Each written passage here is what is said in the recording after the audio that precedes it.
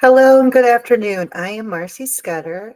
This is my project, Introduction to Distance Learning for Youth Services Public Librarians. I used Mindsmith AI and created 3 sections of the lessons.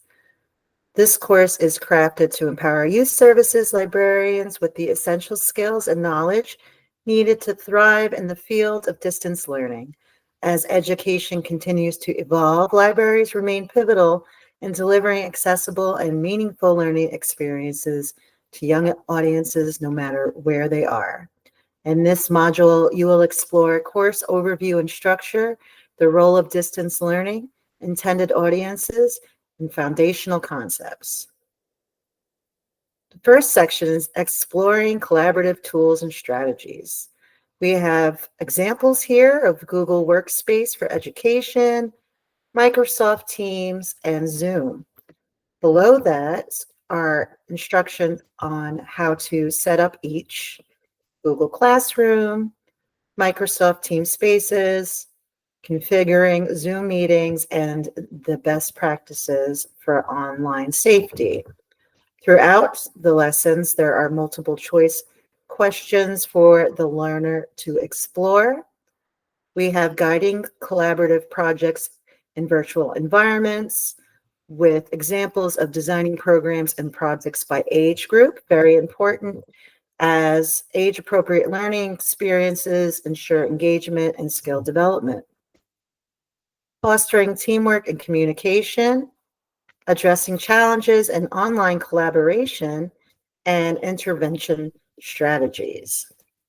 As we scroll along, there are more multiple choice questions.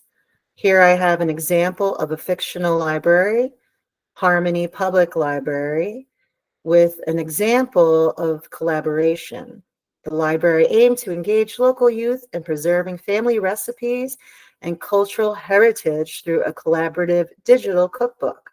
I love this idea of involving the community, the children, and their guardians. Then section 2 of 3, we have building presentation confidence for library programs.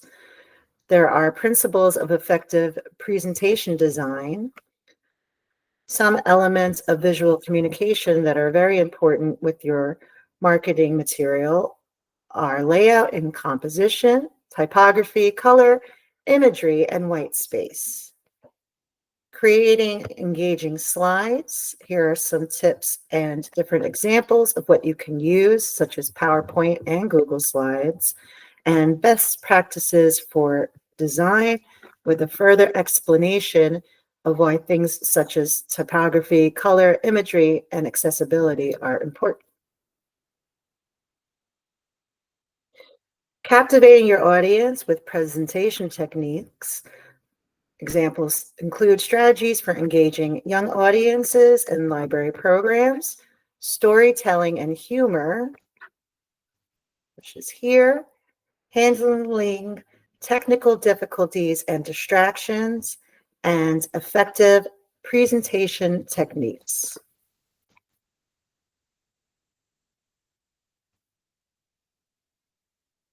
There's also a section on how the feedback and improvement of library programs is important, especially when it comes to presentation. This section here has some examples on providing constructive feedback, using feedback to refine skills, and a real-world example listed here, Sally's presentation journey. Sally, a youth services librarian, led a storytime session on digital literacy for a group of younger children. After her first session, she received some constructive feedback. Her slides were too text-heavy, and her delivery seemed a bit too monotone. So here is an example of how she can better do the presentation in the future. Section 3 is elevating engagement and interactive experiences, which includes an overview of interactive tools such as Kahoot, Poll Everywhere, and H5P, designing interactive quizzes, integrating interactive elements, and hands-on activities, creating a Kahoot quiz.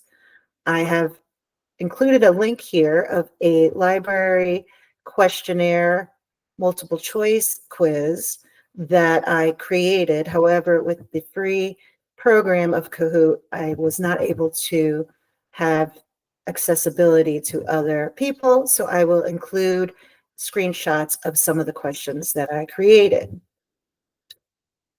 We have the process for incorporating interactive elements questionnaire, and then social engagement strategies such as building online communities, promoting active engagement, social media for library programs, and managing uneven participation.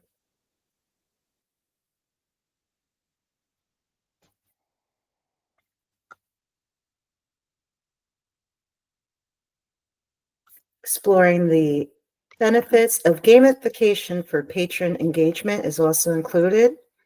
It increased motivation, enhances learning, and there can be immediate feedback, helping children to understand their mistakes and learn from them. Here are some examples of designing game-based learning activities, such as interactive quizzes, branching scenarios, and interactive videos. In conclusion, I have the enduring importance of public librarians.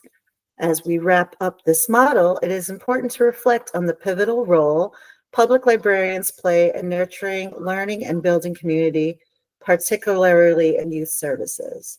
The skills and strategies we've explored, from using collaborative tools to creating engaging presentations and incorporating gamification, are more than just methods.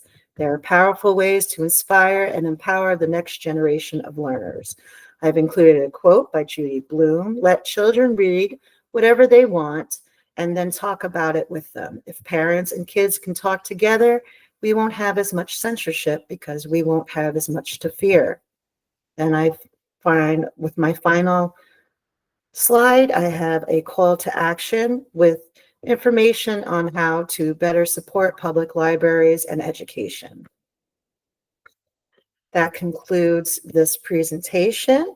I appreciate it, and I hope you have a wonderful day. Thank you.